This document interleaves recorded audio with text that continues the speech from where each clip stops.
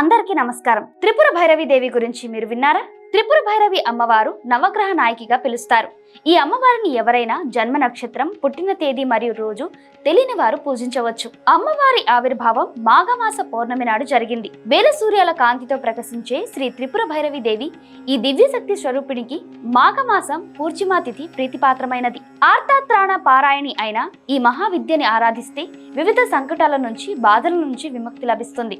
సకల సుఖభోగాలను పొందే శక్తి, సకల జనాకర్షణ, సర్వత్ర ఉత్కర్ష ప్రాప్తి సాధకుడికి కలుగుతుంది. అమ్మవారి స్వరూపం చూస్తే కట్టిన ఎర్రని వస్త్రము విమర్శ శక్తికి ప్రతీక. గళంలోని ముండమాల వర్ణమాలకు, రక్త పయోధారాలు రజోగుణ సంపన్న సృష్టికి, అక్షపమాల వర్ణ సమన్వయానికి, పుస్తకం బ్రహ్మ విద్యకు, త్రినేత్రాలు వేదాత్రయకి, మందహాసం కరుణకు ప్రతీకలు. ఈ అమ్మవారిని పూజించడం వలన అపమృత్యు దోషాలు, విష జంతువుల భయాలు, అంటువ్యాధుల నివారణకు ఈమెను ఆరాధించాలి. నశించే జగతను అధిష్టాత దక్షిణామూర్తి కాలభైరవుడు. అతని శక్తియే త్రిపుర భైరవి. బ్రహ్మాండ పురాణంలో గుప్త యోగునుల అధిష్టాత్రిగా పిలుస్తారు. ఇలా మత్స్య పురాణంలో త్రిపుర భైరవి, కోలేశ భైరవి, రుద్ర భైరవి, చైతన్య భైరవి మొదలైన వర్ణన ఉంది. అమ్మవారి ప్రస్తావన దుర్గా సప్తశతి 3వ అధ్యాయం మహిషాసుర వధ సందర్భంలో వస్తుంది. రుద్రయామళంలో భైరవికుల సర్వస్వంలో ఉపాసన, కవచం చెప్పబడ్డాయి త్రిపుర భైరవి అమ్మవారివి.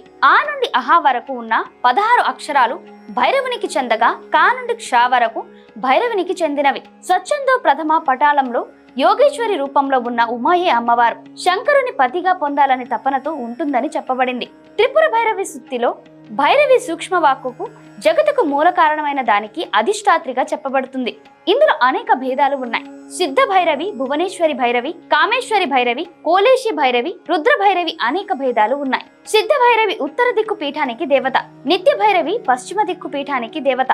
ఇందులోని ఉపాసకుడు సాక్షాత్తు శివుడు. రుద్ర భైరవి దక్షిణ దిక్కు పీఠానికి దేవత. ఇందులో ఉపాసకుడు మహావిష్ణువు. ముండమాల తంత్రాన్ని బట్టి త్రిపుర భైరవికి నరసింహస్వామికి అభిన్న శక్తిని ప్రసాదించింది. సృష్టిలోని ఆకర్షణ వికర్షణ శక్తులదే మూలం. క్షణక్షణం పరివర్తనశీలమైన జగతకు అధిష్టాత్రి కావడంతో త్రిపుర భైరవి అని పిలుస్తారు. అమ్మవారి సంబంధించిన రాత్రి కాలరాత్రి అని, భైరవుడు కాలభైరవ అని పిలుస్తారు. ఇంద్రియాల పట్ల విజయాన్ని సాధించాలన్నా అమ్మవారిని ఉపాసించాలి. ఓం శ్రీ మాత్రే నమః.